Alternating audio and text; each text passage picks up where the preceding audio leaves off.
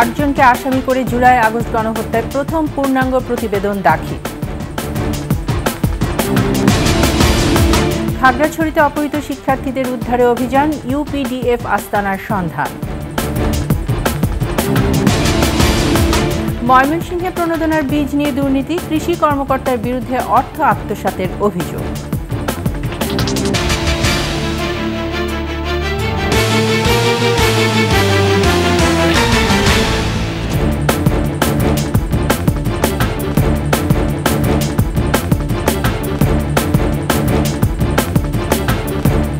শুনছিলেন সংবাদ শিরোনাম। আমন্ত্রণ 21 দেশের সংবাদে, সাথে আছে আমি তাইজিন রহমান। দর্শক, 21 টেলিভিশনের সংবাদ একই সাথে সরাসরি দেখতে পাবেন আমাদের ফেসবুক পেজ www.facebook.com/2124 অনলাইনে। এছাড়া সাবস্ক্রাইব করতে পারেন www.youtube.com/@21etv চ্যানেলে। এছাড়া সংবাদে আরও থাকছে: নেত্রকোনায় অস্তিত্বহীন 30 নদী, দখল দূষণের কবলে 17টি, পরিবেশ প্রতিবেশের নেতিবাচক প্রভাব।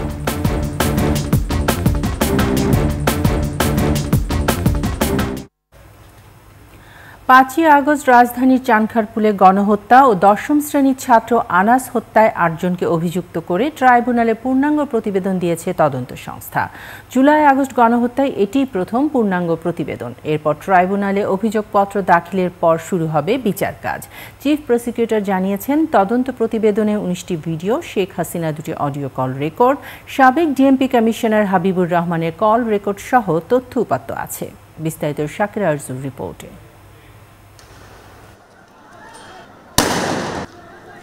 24 আগস্টের সকাল, চানখারপুল এলাকায় আন্দোলনকারীদের উপর গুলি চালায় পুলিশ। গুলির শব্দে কেঁপে ওঠে পুরো এলাকা। গুলিতে শহীদ হন 6 জন: শিক্ষার্থী শাহরিয়ার খান আনাস, শেখ মাহাদি হাসান জুনায়েদ, মোহাম্মদ ইয়াকুব, রাকিব হাওলাদার, ইসমাইল হক ও মানিক মিয়া। চানখারপুলে 10ম শ্রেণীর ছাত্র আনাস হত্যার ঘটনায় সাবেক প্রধানমন্ত্রী শেখ হাসিনা সহ 25 জনের নামে আন্তর্জাতিক অপরাধ ট্রাইব্যুনালে অভিযোগ করা হয়। 6 মাস 13 দিন তদন্ত করার পর তদন্ত প্রতিবেদন জমা দেয় তদন্ত সংস্থা। আসামি করা হয়েছে ডিএমপির সাবেক কমিশনার হাবিবুর রহমান সহ 8 জনকে। পত্রপত্রিকার রিপোর্ট দাখিল করা হয়েছে মোট 11টি। অডিও রেকর্ডিং দাখিল করা হয়েছে 2টি। তার মধ্যে প্রধানমন্ত্রী শেখ হাসিনার কল রেকর্ড আছে, যেই কল রেকর্ডের মাধ্যমে তিনি পুলিশকে মারণাস্ত্র ব্যবহার করে এই আন্দোলনকারীদের হত্যার নির্দেশ দিয়েছিলেন, সেটিও এখানে আছে।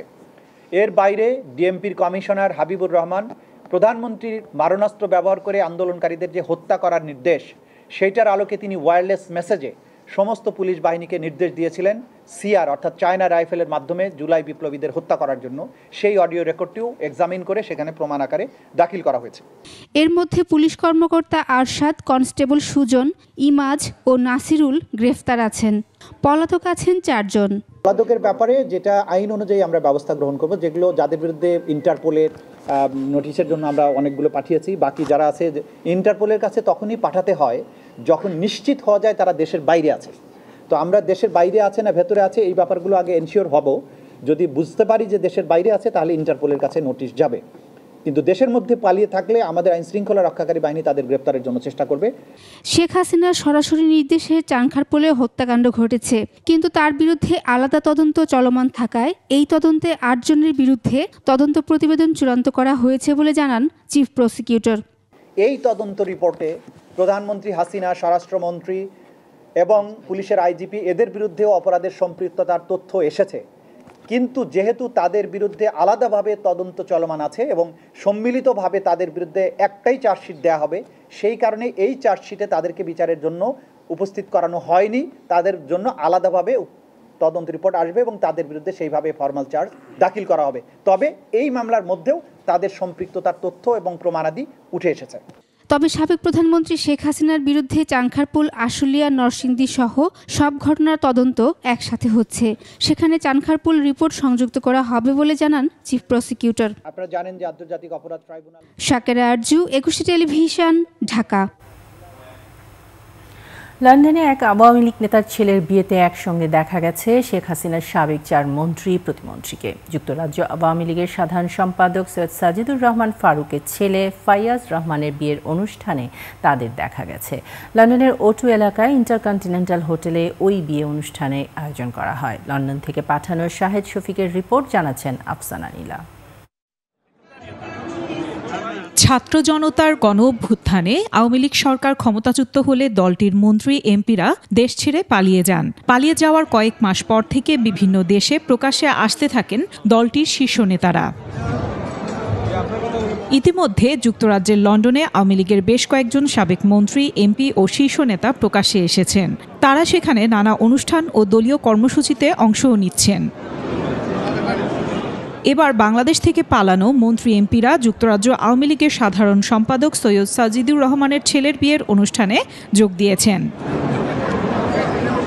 লন্ডনের O2 এরিনার প্রেস্টিজিয়াস ইন্টারকন্টিনেন্টাল হোটেলে বিয়ের অনুষ্ঠানে 20 এপ্রিল সন্ধ্যায় যোগ দেন আওয়ামী লীগ সরকারের সাবেক পররাষ্ট্রমন্ত্রী হাসান মাহমুদ, সাবেক মৎস্য ও প্রাণী সম্পদ মন্ত্রী আব্দুর রহমান, সাবেক প্রবাসী কল্যাণ প্রতিমন্ত্রী শফিকুর রহমান চৌধুরী, সাবেক নৌ পরিবহন প্রতিমন্ত্রী খালিদ মাহমুদ চৌধুরী ও সিলেট 3 আসনের সাবেক সংসদ সদস্য হাবিবুর রহমান হাবিব।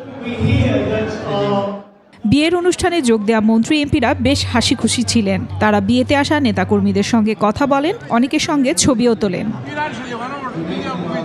এর আগে পালিয়ে যাওয়া এসব এমপি মন্ত্রীদের কারো কারো রাজনৈতিক কর্মসূচিতে অংশ নেয়ার ও হোটেল রেস্তোরাঁয় আড্ডার ছবি সামাজিক যোগাযোগ মাধ্যমে ছড়িয়ে পড়েছিল। আফসানা নীলা, ডেস্ক রিপোর্ট, 21 টেলিভিশন। এদিকে লুটপাট ও গণহত্যার সাথে সংশ্লিষ্ট হাসিনা আমলের পলাতক মন্ত্রী এমপিদের বিচারের আওতায় আনা হবে বলে জানিয়েছেন প্রধান উপদেষ্টা প্রেস সচিব শফিকুল আলম। বিশ্বের যেখানে থাকুক তাদের প্রত্যাবর্তনের উদ্যোগ নেওয়া হবে।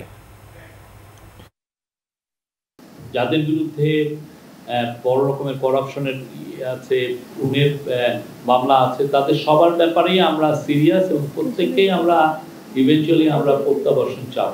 তাদেরকে বাংলাদেশের আইনকে পেশ করতে হবে, তাদেরকে আইনের আওতায় আনা, সেটা আমাদের কেন, আমি মনে করি আমাদের পরবর্তী যে কোনো গভর্নমেন্ট সবার জন্য এটা একটা নৈতিক দায়িত্ব। আমরা আমাদের কাজটা খুব ভালোভাবে করব এবং আমরা আশা করব যে আমরাই যেন কাজটা একটা শেষ করে যেতে পারি। খাগড়াছড়িতে অপহৃত চট্টগ্রাম বিশ্ববিদ্যালয়ের 5 শিক্ষার্থীকে উদ্ধারে সেনাবাহিনীর অভিযানে ইউপিডিএফ এর গোপন আস্তানার সন্ধান মিলেছে। উদ্ধার করা হয়েছে প্রশিক্ষণ ও দাপ্তরিক সরঞ্জাম। সকালে জেলার দুর্গম ভাইবোনছড়ার সুরেন্দ্র কারবারিপাড়া ও পূর্ণ কারবারিপাড়ায় ইউপিডিএফ এর গোপন আস্তানার সন্ধান পাওয়া যায়। এ সময় তল্লাশি চালিয়ে বিপুল পরিমাণ প্রশিক্ষণ ও দাপ্তরিক সরঞ্জাম, ল্যাপটপ, ক্যামেরা, ওয়াকিটকি, মোবাইল উদ্ধার করা হয়। এদিকে সেনাবাহিনীর অভিযানে বেশ কয়েকজনকে আটক করার খবর পাওয়া গেলে এখনও নিশ্চিত কোনো তথ্য পাওয়া যায়নি। গেল 16 এপ্রিল খাগড়াছড়ি সদরের গিরিফুল এলাকা থেকে অপহৃত হয় চট্টগ্রাম বিশ্ববিদ্যালয়ের 5 শিক্ষার্থী সহ 6 জন।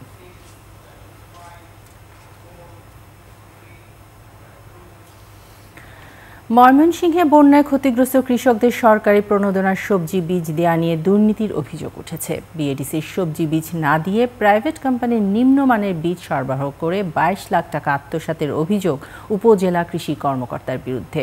ময়মনসিংহ বিভাগীয় প্রতিনিধি আতাউর রহমান জুয়েলের তথ্যচিত্রে ডেস্ক রিপোর্ট।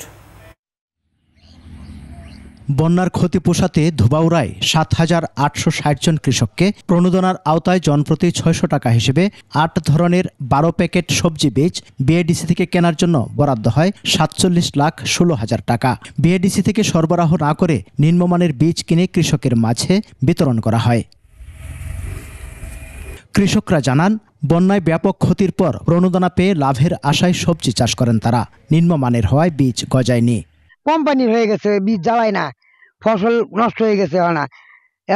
ভালো বীজ দেয় না, কারণ আমরা ফসল কি আমরা করাবো। এটা কৃষকের ক্ষতি করছে এবং জনগণেরও ক্ষতি করছে। তারা যে কাজটা করছে এটার যাতে সুন্দর সুষ্ঠু বিচার হয়। উপজেলা কৃষি কর্মকর্তা নাদিয়া ফেরদৌসি বীজ বাবদ 22 লাখ টাকা আত্মসাৎ করেছেন। তারাইকান্দি গ্রামের কৃষক কামরুল হাসান খান বিভিন্ন দপ্তরে অভিযোগ করে বিচার চেয়েছেন। বন্যা কবলিত এলাকা, ওই এলাকায় যে কৃষক আছে একমাত্র হেতিমের মাল যে মাহিরা খাবো, আমি চাই এই অপারে যদি আমার আব্বাও করে দেয় তো ওনার শাস্তিও যেই হোক, যে অফিসারই হোক। উপজেলা কৃষি কর্মকর্তা বীজ সরবরাহ করে ইস্পাহানি এগ্রো কোম্পানির নামে চেক না দিয়ে ৫ ফেব্রুয়ারি আকাশ কুমার নামে এক ব্যক্তির নামে ৪৭,০১,৬০০ টাকার চেক দেন। ওই ব্যক্তি সোনালী ব্যাংক থেকে টাকা উত্তোলন করে কোম্পানিকে ২৫,৯৩,০০০ টাকা চালানে পরিশোধ করেন। তবে অভিযোগ অস্বীকার করেন কৃষি কর্মকর্তা। অনিয়ম হয়ে থাকলে এটা তো ডিপার্টমেন্ট আমাকে দেখবে, আর আমি সম্পূর্ণ নতুন এখানে, আমার জানার মতে কোনো অনিয়ম বা দুর্নীতি হয়নি। এ ঘটনায় উপজেলা কৃষি কর্মকর্তাকে কারণ দর্শানোর নোটিশ দিয়েছে উপজেলা প্রশাসন। ইতোমধ্যেই তাকে একটি কারণ দর্শানোর নোটিশ দিয়েছি, দেখা যাক উনি কি জবাব দেন। আর এটা আসলেই খুব অনভিপ্রেত। এ ধরনের কেউ যদি বিধি বহির্ভূত ঘটনা ঘটান তাহলে তার বিরুদ্ধে যে ধরনের ব্যবস্থা নেওয়া প্রয়োজন সেটা আমরা নিশ্চয়ই নেওয়ার চেষ্টা করব। তদন্ত করে বিচার দাবি করেছেন ক্ষতিগ্রস্ত কৃষকরা। সমর ইসলাম, ডেস্ক রিপোর্ট, ২১ টেলিভিশন। এক দফা দাবিতে এবার আমরণ অনশনে বসতে যাচ্ছেন খুলনা প্রকৌশল ও প্রযুক্তি বিশ্ববিদ্যালয় কুয়েট শিক্ষার্থীরা। পূর্ব ঘোষিত আলটিমেটাম শেষ হওয়ায় চূড়ান্ত কর্মসূচির অংশ হিসেবে এই কর্মসূচিতে যাচ্ছেন তারা। এদিকে দুপুরে কুয়েট স্টুডেন্ট ওয়েলফেয়ার সেন্টারে জরুরি প্রেস ব্রিফিং করে আলোচনার আহ্বান জানিয়েছেন কুয়েটের শিক্ষকরা। এর আগে আলাদা কর্মসূচি থেকে শিক্ষার্থীদের এক দফাকে অযৌক্তিক দাবি করে তাদের কর্মসূচি প্রত্যাহার করে ক্যাম্পাসে শান্তি শৃঙ্খলা ফিরিয়ে আনার আহ্বান জানান শিক্ষক কর্মকর্তা কর্মচারীরা। তবে নিরাপত্তা দিতে ব্যর্থ হওয়ায় ভিসির পদত্যাগের এক দফা দাবি আদায় না হওয়া পর্যন্ত আন্দোলন চলবে বলে জানায় শিক্ষার্থীরা।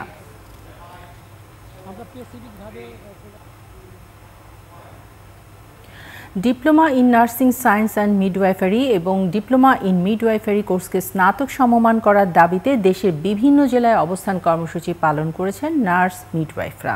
সিলেটের কেন্দ্রীয় শহীদ মিনারে বিক্ষোভ থেকে অবিলম্বে বৈষম্য দূর করে ডিপ্লোমা কোর্সকে স্নাতকের মর্যাদার দাবি জানান তারা। দিনাজপুরে জেলা প্রেস ক্লাবের সামনের সড়কে মানববন্ধন ও অবস্থান কর্মসূচি পালন করেন নার্সিং ইনস্টিটিউটের শিক্ষার্থীরা। একই দাবিতে কর্মসূচি পালন করে Bangladesh diploma student nurses union Jamal শাখা। নওগাঁর কাজীর মোড়ে অবস্থান কর্মসূচি থেকে দাবি আদায় না হলে কঠোর কর্মসূচির হুঁশিয়ারি দেওয়া হয়।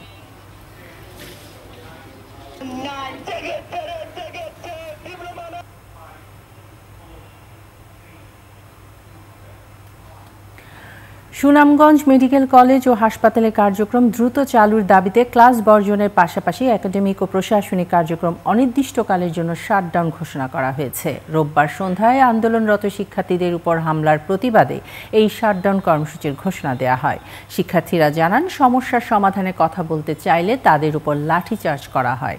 ডিজি হেলথ সহ প্রশাসনের ঊর্ধ্বতন কর্তৃপক্ষের কাছে গিয়েও সুস্পষ্ট কোনো আশ্বাস পাননি তারা। হাসপাতাল চালুর বিষয়ে দ্রুত সুনির্দিষ্ট রোড ম্যাপ চান আন্দোলনকারীরা।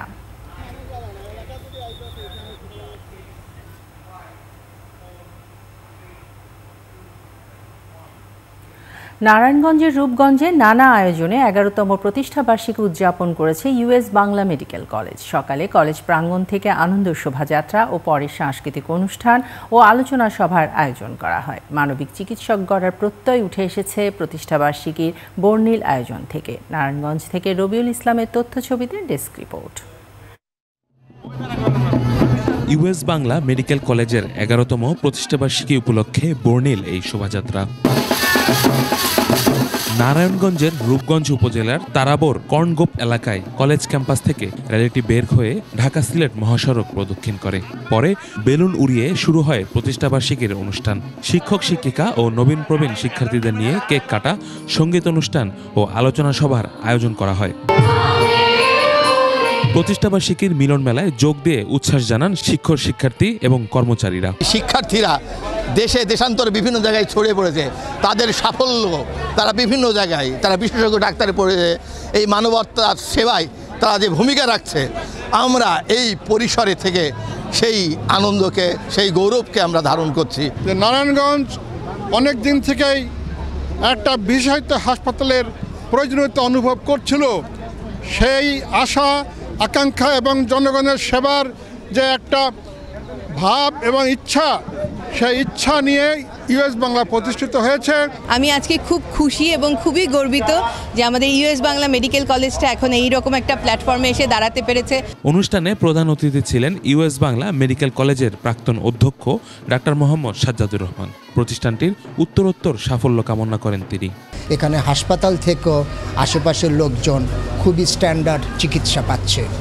আমি আশা করি ভবিষ্যতে এই মেডিকেল কলেজ এবং US Bangla medical college hospital উত্তরোত্তর আরও সমৃদ্ধ করবে। কলেজের বর্তমান অধ্যক্ষ জানান, মানবিক চিকিৎসক তৈরি করতে ইউএস বাংলা মেডিকেল কাজ করে যাচ্ছে। এই অত্র অঞ্চলে মানুষের স্বাস্থ্যসেবা নিশ্চিত করার জন্য এবং স্বাস্থ্য শিক্ষা গবেষণা এই সমস্ত কাজে অবদান রাখার জন্য এবং মানবিক চিকিৎসক তৈরির ব্রত নিয়ে এই মেডিকেল কলেজ কাজ করছে। অনুষ্ঠানে বিশেষ অতিথি ছিলেন কলেজের পরিচালক ডাক্তার AKM মাহবুবুল হক, অধ্যাপক ডাক্তার মোহাম্মদ আব্দুল মতিন ও অধ্যাপক ডাক্তার রওশনা খানম। ইউসুফ হাসান নাইম, একুশে টেলিভিশন। নদীমাতৃক ও কৃষি প্রধান জেলা নেত্রকোনা। জেলার 10 উপজেলার উপর দিয়ে বয়ে গেছে ছোট বড় 58টি নদী। বর্তমানে মাত্র 11টি নদী স্বাভাবিক প্রবাহে রয়েছে, আর 17টি দখল ও দূষণের কবলে পড়ে বিপন্ন অবস্থায়। বাকি 30টি নদী এখনও পুরোপুরি অস্তিত্বহীন। নেত্রকোনা প্রতিনিধি মনোরঞ্জন সরকারের তথ্য ছবিতে ডেস্ক রিপোর্ট। 1897 সালে ভয়াবহ ভূমিকম্পে নেত্রকোনার কালীগাং, মরা নদী, কালীহারি নদী সহ 9টি নদী সম্পূর্ণ বিলুপ্ত হয়ে যায়। এই নদীগুলোর জায়গায় এখন গড়ে উঠেছে মানুষের বসতি। এছাড়া দখলদারদের দৌরাত্ম্য, অপরিকল্পিত বালু উত্তোলন, শিল্প কারখানার বর্জ্য ফেলা ও পর্যাপ্ত খনন না হওয়ায় নদীগুলো ক্রমশ শুকিয়ে যাচ্ছে। জেলার কংস, ধনু, মগরা, সোমেশ্বরী সহ 11টি নদী এখনও স্বাভাবিক প্রবাহ ধরে রেখেছে। বাকি 17টি নদী হারিয়েছে নাব্যতা। এসব নদীর কোথাও কোথাও তৈরি হয়েছে বিশাল বালুচর, আবার কোথাও পানি শূন্য হয়ে পরিণত হয়েছে মরা খালে। নিয়মিত খনন না হওয়ায় অনেক নদীতে চর জেগে উঠেছে, যা কৃষি ও জলজ প্রাণীর জন্য মারাত্মক হুমকি সৃষ্টি করেছে। আমরা যখন ছোট ছিলাম তখন এটার অনেক স্রোত ছিল। প্রায় 30 বছর যাবত আমরা এটার ভিতরে কোনো ব্যবহার করতে পারতেছি না। পানির দূষণ, নদী দখল। এই তুষাই নদীর এখন স্মৃতি মাত্র, কারণ এখানে নদীর কোনো চিহ্নই নাই। মগ্না নদী বেশি আরো ছুট ছিল, মাঠ ছিল, টিমার চলতো, ট্রলার চলতো। নদীর নাব্যতা হারানোয় সবচেয়ে বেশি ক্ষতিগ্রস্ত হচ্ছে স্থানীয় জেলেরা। নদীতে পর্যাপ্ত পানি না থাকায় মাছ ধরা দিন দিন কমে যাচ্ছে। একইভাবে নদীর পানি সরবরাহ না থাকায় কৃষিকাজ ব্যাহত হচ্ছে। আমরা ফসল কৃষি করতে পারি না পানি লাগে। লক্ষ লক্ষ টাকা খরচ করিয়া অনেক তো এরকম টাকা তো পানি দিতে পারবে না। 9টি নদী চলমান আছে, সেইগুলো আমাদের বিভিন্ন ধরনের মানুষের আগ্রাসন, দখল, দূষণ কারণে এই নদীগুলো এখন আমাদের বিপন্ন হওয়ার পথে। দখলদারদের হাত থেকে নদী মুক্ত করতে প্রশাসনের কঠোর ব্যবস্থা গ্রহণের কথা জানান এই কর্মকর্তা। পাশাপাশি নিয়মিত খনন, সচেতনতা বৃদ্ধি ও সরকারি পর্যায়ে দীর্ঘমেয়াদী পরিকল্পনা গ্রহণের তাগিদ তার। বাংলাদেশ পানি উন্নয়ন বোর্ড থেকে এই 95টি নদীর লিস্ট করা হয়েছে এবং এগুলো পর্যায়ক্রমে আমরা পুনঃখননের আওতায় আনবো।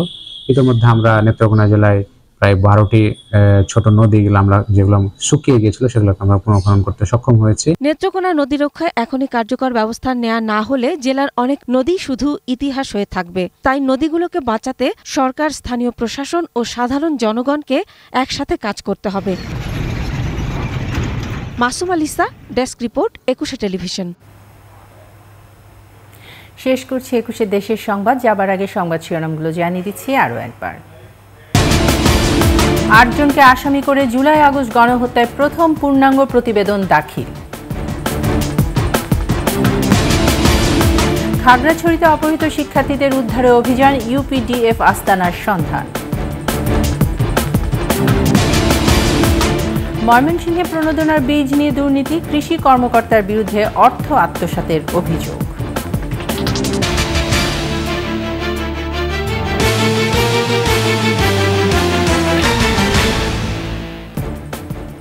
সর্বশেষ সংবাদ জানতে ডায়াল করুন 2021 নম্বরে, আর ভিজিট করুন ekushe-tv.com এই ওয়েবসাইটে। ফেসবুকে ভিজিট করতে পারেন www.facebook.com/ekushe24 অনলাইনে। এছাড়া সাবস্ক্রাইব করতে পারেন www.youtube.com/@ekushe-etv চ্যানেলে। এতক্ষণ সঙ্গে থাকার জন্য ধন্যবাদ। পরবর্তী সংবাদ সন্ধ্যা 7টায় দেখার আমন্ত্রণ রইল। একুশের সাথে থাকুন।